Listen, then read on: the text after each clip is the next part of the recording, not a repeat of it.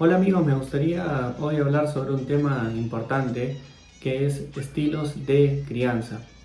Y es lamentable que si hoy en día alguien quiere informarse sobre cuál es la mejor forma para criar a su hijo, va a encontrar mucha información que a veces es contradictoria, en los cuales se enfatiza en un estilo autoritario, liberal, entre otros. De hecho, en los últimos años ha habido diversos libros cuyos enfoques se contradicen. Una americana que viajó a Francia, ella decía que los chicos franceses tenían mejor educación porque los padres eran consistentes. Cuando decían algo, los hijos lo seguían tal cual y los padres no estaban todo el tiempo detrás de los hijos. Una china que vivió en Estados Unidos publicó también otro libro en el cual ella destacaba que lo ideal es que los padres busquen que sus hijos se trasciendan y destaquen. Entonces hay mucha información contradictoria y confusa. Pero si hablamos de este tema, hay un estudio que fue muy destacado. Esta investigadora destacó tres estilos de crianza. Cuyo sentido lo puedes inferir. El primero de ellos es el estilo autoritario, que se caracteriza, como tú lo puedes deducir, en el cual los padres son bastante rígidos, establecen normas, reglas y hay poco espacio para que los hijos tomen sus propias iniciativas o decisiones. Tenemos en segundo lugar el estilo liberal, en el cual los padres no intervienen tanto en relación a la crianza de sus hijos, los dejan que ellos puedan ser o hacer lo que deseen. Y tenemos un tercer tipo, que es el autoritativo o democrático, en la cual es básicamente una mezcla de los dos primeros. Los padres son rígidos, pero al mismo tiempo le dan espacio a los hijos. Y bueno, de hecho, luego los investigadores hablan de un cuarto estilo de crianza, que es el indiferente. Son padres que si sus hijos hacen las cosas bien o mal, no les importa. Y lamentablemente puede predominar en una sociedad disfuncional como la que nosotros vivimos, en las cuales hay una tasa de divorcios, hay muchas familias disfuncionales, ese estilo de crianza, porque tú puedes inferir que el hecho de que un padre esté físicamente en una casa no es garantía de que tenga un verdadero vínculo emocional, que conozca a sus hijos, por más que pueden salir en las fotos de un evento particular, del colegio, familiares, etc. ¿Okay? Estos padres son básicamente ausentes. Y lo interesante de este estudio es qué es lo que nos muestra, qué es lo que produce. En el caso del primer estilo de crianza, aquellos padres que son autoritarios terminan teniendo hijos que tienen una baja autoestima y pocas habilidades sociales. En el caso de los padres que son liberales, estos hijos terminan siendo un tanto agresivos e inmaduros. Y se vio que lo más beneficioso ese es el del tercer tipo, el estilo democrático, por distintos motivos. Básicamente contribuía a un mejor desarrollo mental de los hijos. Y estos estudios también se han replicado y se ha visto en diversas culturas, que es lo más beneficioso. Pero como cualquier estudio no está exento de críticas. Por un lado está la crítica de que este es un estudio correlacional. En otras palabras, nosotros no podemos decir, o sería imprudente decir, que la causa de que los hijos terminen comportándose de esta manera es por el estilo de crianza. En segundo lugar tenemos el componente cultural. Como tú sabes, hay sociedades como la nuestra, la occidental, en la cual se enfatiza el individualismo. Se les llama sociedades individualistas, en las cuales lo importante es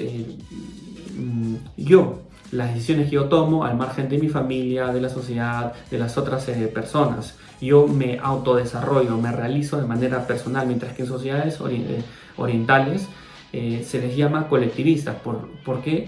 Porque el factor social juega un papel importante. La armonía con los demás, con la sociedad, con la familia es algo crucial. Entonces quizás para ese tipo de sociedades un estilo autoritario podría ser más importante para ellos.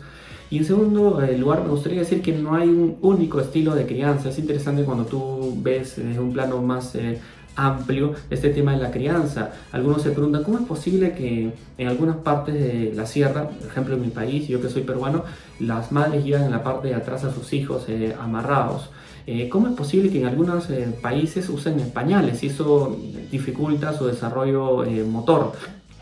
¿Cómo es posible que en Escocia, en algunas partes, por ejemplo en tiendas, a los niños o a los bebés los dejan en su coche afuera solos? Y es que en verdad no hay un solo tipo de crianza. Hay padres que a sus hijos les hablan desde una temprana edad y en otras sociedades no se suele ser así. Y el tercer punto que me gustaría destacar, aquel estudio famoso que he mencionado, es que hay un aspecto genético. Nosotros no podemos inferir que estos hijos terminan comportándose así por el tipo de crianza. Quizás era porque ya de antemano tenían una predisposición a comportarse de esa manera con relación a sus padres. Y también hay que tener en cuenta que esta cuestión hay que ajustarla a cada caso. Quizás si tú tienes un hijo que es un tanto impulsivo, quizás sea conveniente que los padres puedan ajustarse y ser un poco quizás más autoritarios en este sentido. Entonces hay que ver cada caso. Ahora me gustaría un poco verlos de otro ángulo. Hay otros autores que dicen, ok Francisco, mira, este tema del que tú me hablas, de los estilos de crianza, es importante. Sin embargo, considero que no es tan importante como se suele creer. Es suficiente con que existan unas condiciones básicas de disciplina y de afecto para que los hijos estén bien.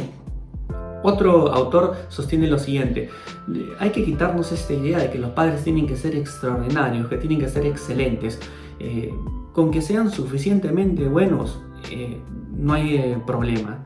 Lo que se ha visto es que cuando son padres extremadamente malos, es altamente probable que los hijos terminen manifestando o canalizando estas conductas de distinta manera.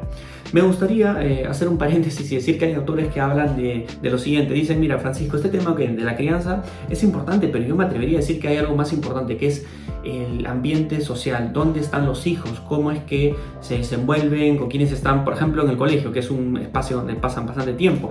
Ha habido investigaciones en las cuales se muestran que los hijos están dispuestos a comer aquel plato que detestan si ven que sus amigos en el colegio lo comen.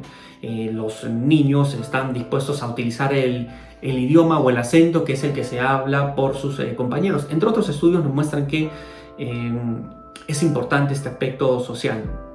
Y ahora una pregunta interesante que me gustaría que tú te hagas y que nos hagamos es: ¿en qué medida nosotros podríamos darle crédito a los padres y en qué medida podríamos, no sé si sea correcto el término, reprocharlos, incriminarles?